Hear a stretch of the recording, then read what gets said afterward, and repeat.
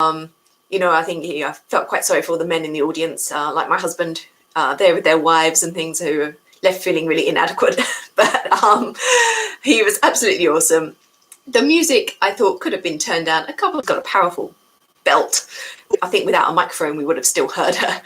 With a mic on streaming TV, Netflix and SBS On Demand. So I'll start off with the TV series that I've been watching. And one of these was a rewatch. I actually rewatched series 1 and 2 of Vampire Night anime, which I have here myself anyway. Always great fun to rewatch it. I love it. It's so cute. Kaname is just like and these were all new to me ones. So I started off with Tokyo Ghoul, which was on Netflix, seasons 1 and 2. On the whole, I really enjoyed this. I loved the concept. I liked the character of Kaneki Ken.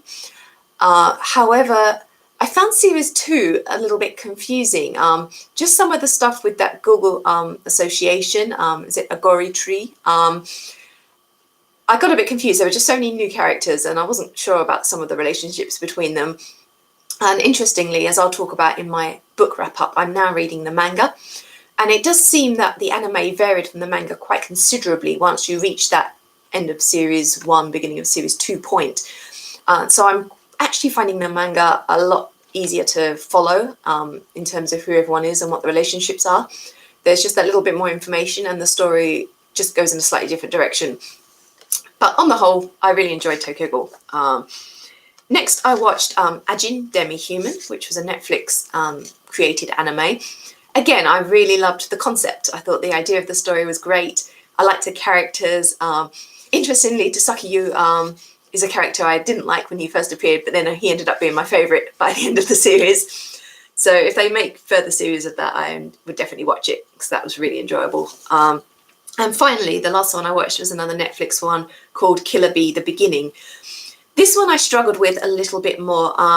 It took me, there are 12 episodes, and it really took me until about episode 6 to actually work out what on earth was going on, and who everyone was, how they related to everyone, and what the actual storyline was. It was a really disjointed beginning, which almost put me off. But because it was only 12 episodes, I decided to persevere. And in the end, I'm glad I did, because I found it enjoyable. I didn't love it as much as Tokyo Ghoul or Ajin, but it was still pleasant enough watching, a bit of fun. But I just thought that the pacing in particular was a bit off in this one. It was very slow starting before we really got a grip on what was happening. And I just felt some of the characters could have been developed a little bit more as well. But potentially, if there's going to be another series, perhaps we'll start to get a bit more information then. So those were the TV. On to films. I think all of these I watched on SBS On Demand. First off was The Bar. This was a Spanish film about a group of people who end up in a bar just on a random Madrid street, and a gunman has opened fire outside, so they're all trapped in the bar. And nobody knows why this gunman's there, but if anyone tries to leave the bar, they get shot. And eventually we sort of discover a reason of what's been going on. But in the meantime, all the characters are left beginning to distrust one another. They're all strangers. They don't know each other for the most part.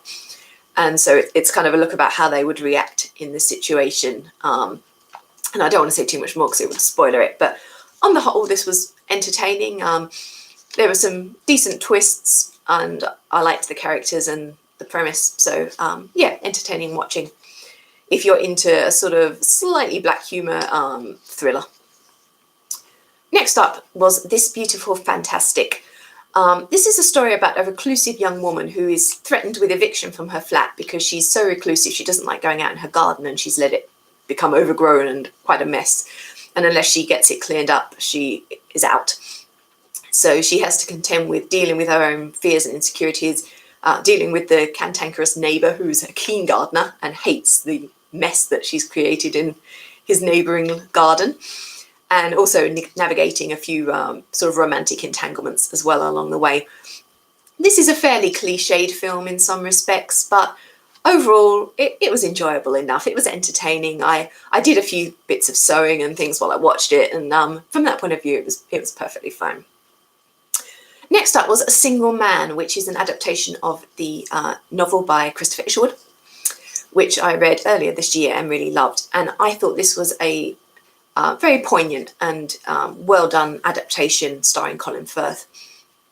He really brought a great depth of emotion to the character, and overall I just think it is a really lovely adaptation. If you haven't read the book, you can watch the film and still enjoy it. If you have read the book, you won't be bemoaning stuff that got changed or is missing. It's all pretty faithful as adaptations go. And it's an LGBT story, so I definitely recommend that one. Next up was The Planetarium. This was a slightly strange film starring Natalie Portman about two young American women in Paris, and they're conducting seances. And the film wondering what the point of it had been overall. So it's a bit of a mixed bag for me. There were definitely interesting things. It's not one I'd absolutely recommend you rush out and see, but if you have an opportunity and you notice it's on, maybe check it out, because it's something a little bit different. Next was The Fencer, and this is a film about a man who is, he was escaping, I think he's Latvian, and when Russia, when the Germans during the Second World War had taken over the area, they'd conscripted a lot of the young men into the army against their will. They didn't want to sign up for the German army, but they got pulled into it. And after the war, when Russia then stepped in, they started hunting down anyone who'd been in the German army, whether they'd been there by choice or not.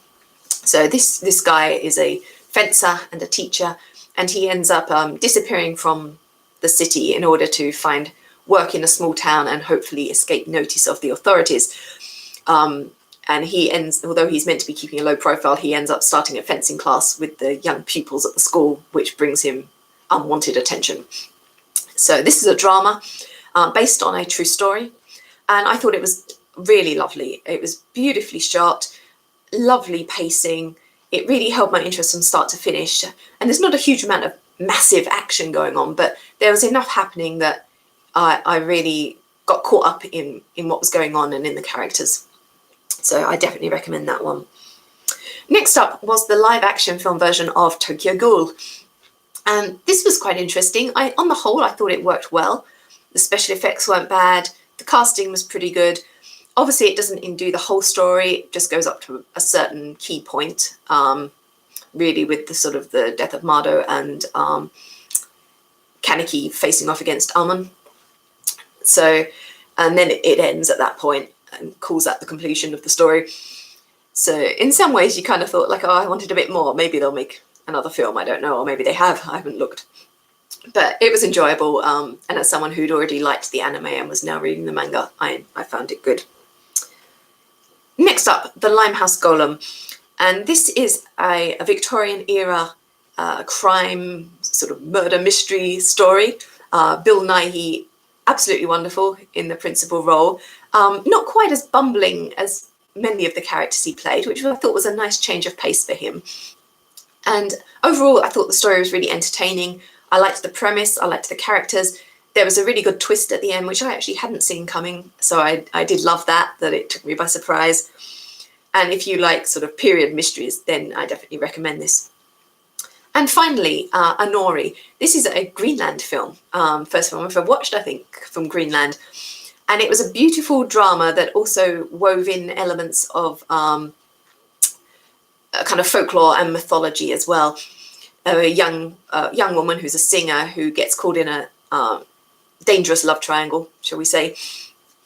And there were definitely a few things that I kind of guessed were going to happen fairly early on that then did eventuate. But even so, it didn't spoil my enjoyment of the film. It was absolutely beautifully shot, well acted, nicely paced, and generally a really good movie. And I really appreciated all the sort of mythological metaphors and things that were used during the course of the movie. So I recommend that one. I'm going to end there for today. That's all my viewing wrapped up. I hope this has worked okay. With this new system, I'm not quite sure, but as long as everything's gone fine, then I will be back tomorrow with my book wrap-up. If there's any problems with this, I might have to film the book wrap-up the old way in front of the camera and then edit and upload. But we'll see how things go. And hopefully this will work and I'll be back with you as normal.